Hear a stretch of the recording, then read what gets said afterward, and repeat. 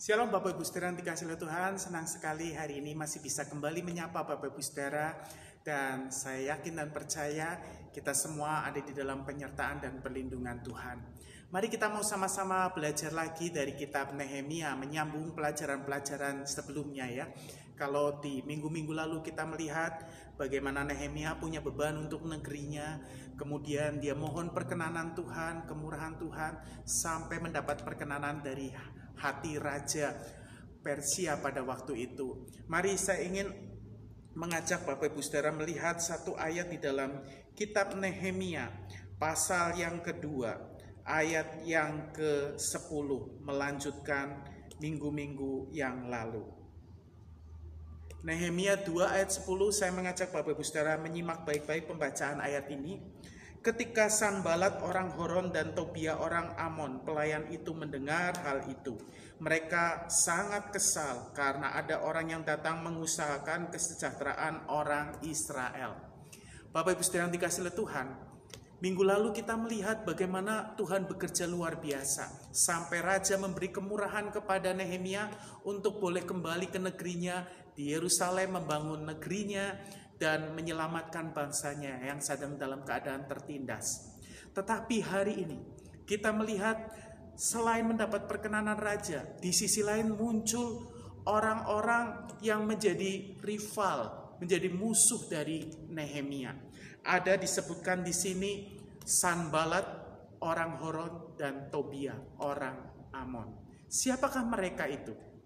Kalau kita mengingat mempelajari Alkitab tentang Horon, itu artinya salah satu daerah di Samaria. Dan Samaria itu adalah bekas atau sisa-sisa kerajaan Israel yang sudah bercampur dengan bangsa-bangsa lain, kemudian menjadi satu daerah namanya Samaria. Dan Sanbalat adalah orang dari daerah itu.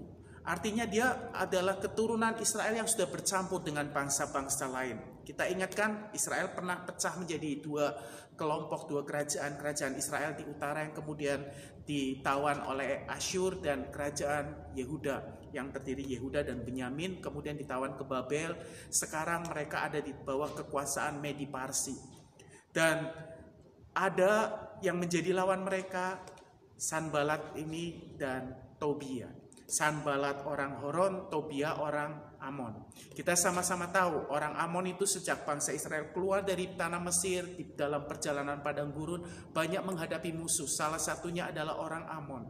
Jadi nggak heran mereka adalah orang-orang yang selalu berupaya menggagalkan semua usaha Nehemia dan bangsa Yahudi untuk memperbaiki, membangun kembali Yerusalem, baik bait Allah maupun kota Yerusalem.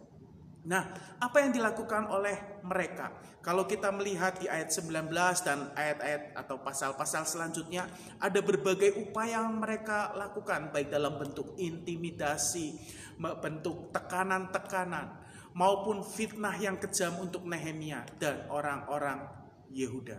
Tetapi kita melihat ketika Nehemia tahu ada tangan Tuhan yang menyertai, dia tidak gentar menghadapi musuh-musuh.